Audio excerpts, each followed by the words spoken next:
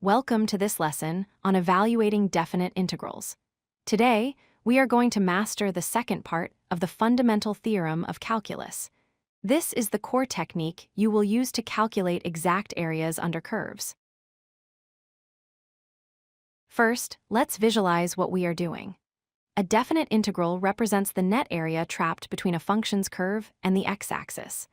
Unlike indefinite integrals, which give us a function, a definite integral gives us a specific number value based on the boundaries from a to b.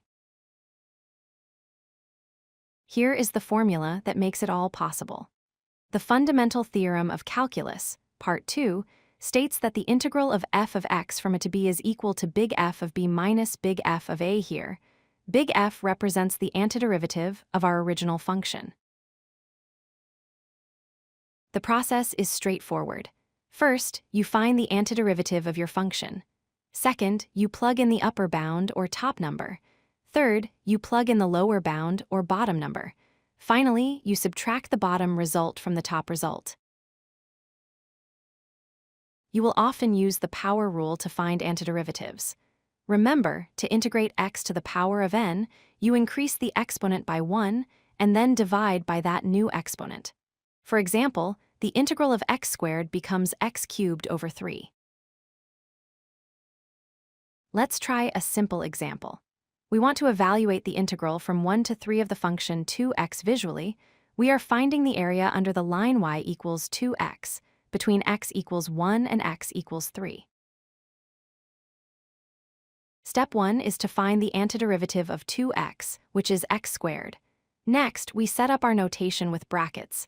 We plug in the upper bound of 3 to get 3 squared, which is 9. Then we plug in the lower bound of 1 to get 1 squared, which is 1. 9 minus 1 gives us our final answer, 8. Now let's look at a trigonometric function. We want to find the integral of sine of x from 0 to pi. This represents the area of the first arch of the sine wave. Be careful with signs here. The antiderivative of sine of x is negative cosine of x. We evaluate negative cosine at pi minus negative cosine at 0.